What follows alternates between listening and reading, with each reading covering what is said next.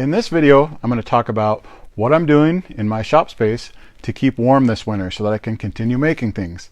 So how we're going to do that is we're going to take a little tour of the shop.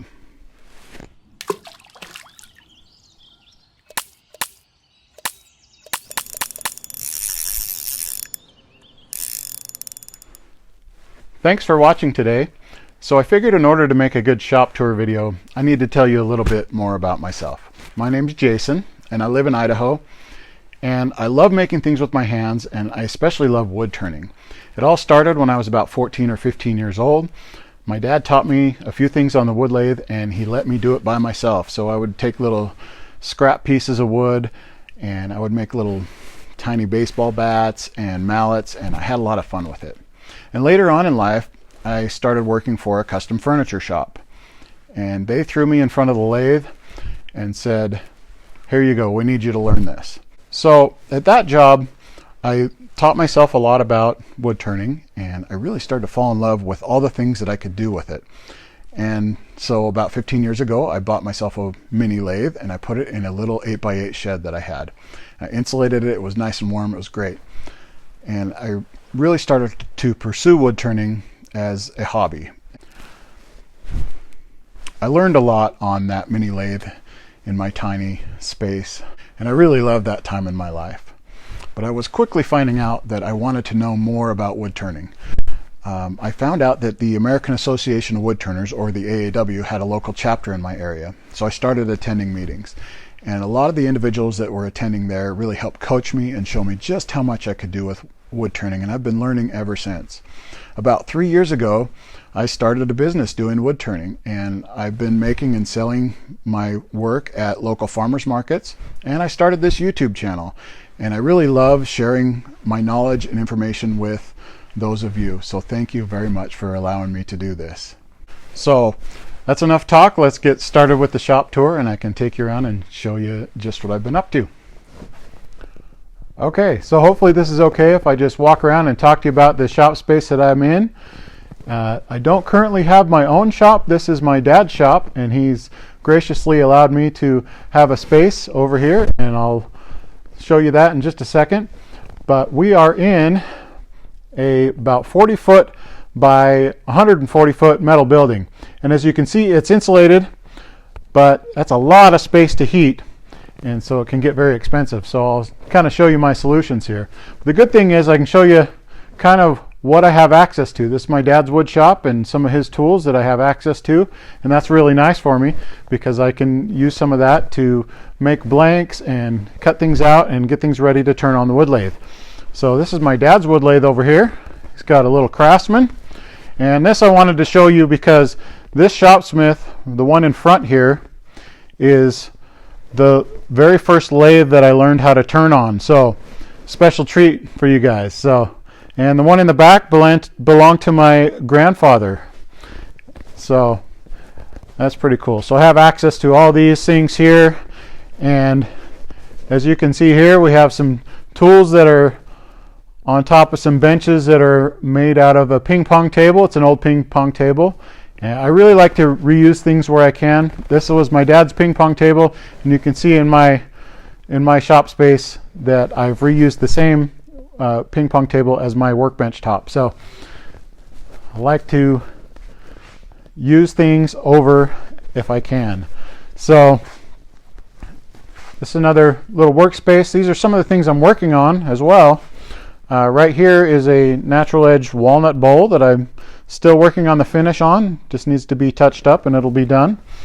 Over here, you guys get a little sneak peek of my new rolling pin designs that I'll be working on. These are the French taper designs, as well as I'll be doing a barrel rolling pin with different woods. So it's one of my more popular items at the farmers markets is rolling pins. So, and we'll turn around here. This is my solution to staying warm in the shop. This is my old farmers market tent. You can see there's a patch up on top. It's got a hole in it, and it was getting pretty dirty. It fell over into the mud once, and so I've got a new one, but this Easy Up is my solution for having a little space to warm up and keep it going so I can keep going in the winter time here in Idaho. It's about 25 degrees right now. It's been in the teens and 20s for the daytime high, and that's Fahrenheit. I don't know what it is in Celsius, but that's pretty cold. I don't know if you can see my breath here, but yeah, it can get downright cold here. So I've got this little space here that I can come into and zip it down so that I can close everything up, and there's just a little bit of space under the door that I've put some sandbags there to kind of keep some air in. But you can tell that at the corners there's some gaps and things like that.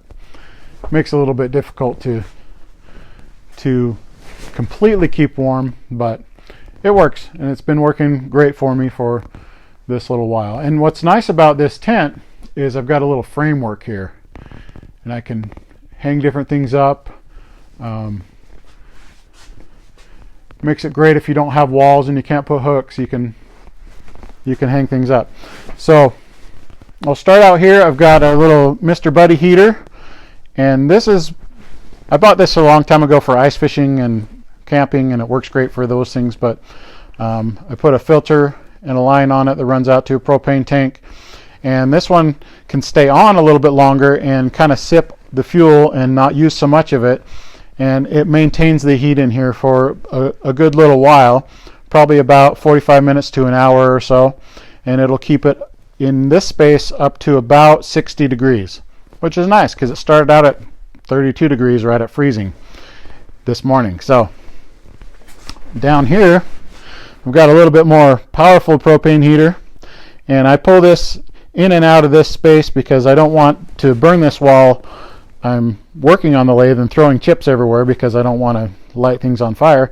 But about every hour I'll light up this heater, and it will heat this space, 10 by 10 area, bring it up in about 5 minutes to where it can calm down a little bit after that. And as you can see here, I've got a little bit of studio lighting for making videos, and over here behind my lathe I've got some, like a rail that I built so I can mount cameras and take some video for you. And up above here I've got a light mounted and a photography background, so hopefully I can use that and see how it works, but I should be able to drop that down and basically take pictures right on top of the lathe. Now this is my lathe. It is it's a Laguna Rivo 1836, and a lot of small miracles happen for me to be able to afford this lathe and be able to have it. So I'm really grateful for that and those that made that possible. And I've got a little note on here. It says "Found me." That was a little magnet that one of my wife's students, she's a teacher, set under a chair, and I found that, and I left the note on it just for fun. Anyways, this lathe is it's a 2 horsepower motor. It has an 18-inch swing, and it is really powerful and does everything that I need it to do, which is great.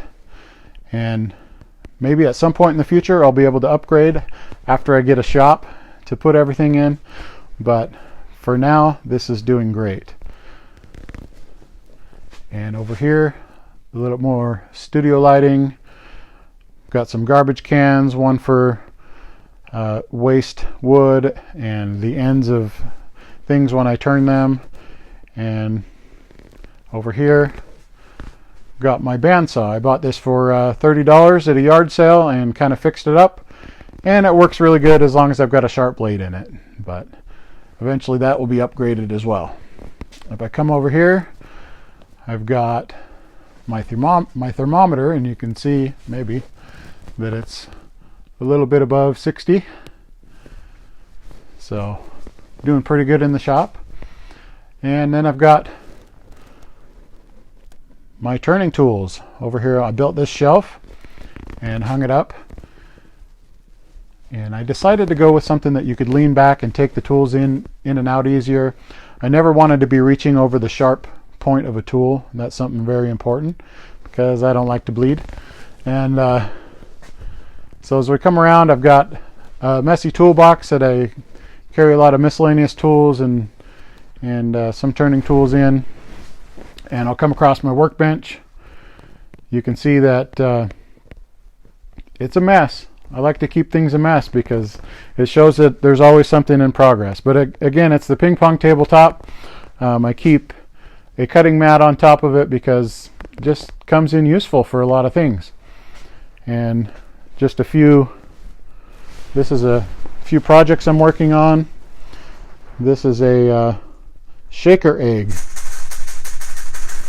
one of those percussion musical instruments, but it's made out of box elder burl that's dyed, and hopefully I'll be able to do a video on that. I'm working on a demonstration for that right now as well.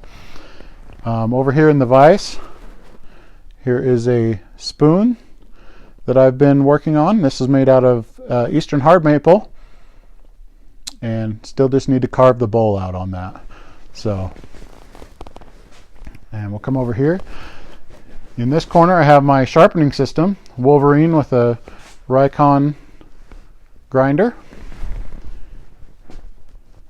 and I love this system. I've got another video on setting this up and getting it ready, so if you want to check that out, go find it on my channel. So this is just a little cabinet that my wife found, I think probably at a yard sale or something like that, and it's pretty old and rickety, but does a job for holding chucks and different turning tools and drill bits and things like that. Over here in the very end, I've got a Trent Bosch hollowing stabilizer and the hollowing tools that go with it, and I love that little thing. It's the 5/8 version, so it's the smaller version, which works great with my lathe. And then Trent makes a camera system for his stabilizer. I went ahead and built my own to save a little bit of money, but his works better than mine, so if you're interested in something like that, go check that out. And then what's nice about the framework, I have some places to hang a coat, and this is my smock and my face shield, something you always want to have in your shop, and I've got another one over here. Sorry for swinging it around, but yeah, another face shield over there. Always use and have available some safety equipment for your lathe.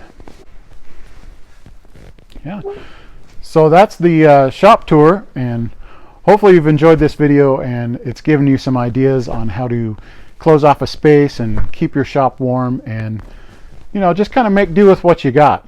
And that's something that I'm all about, is use what you have to do what you need to do. So thanks again, and we'll see you soon.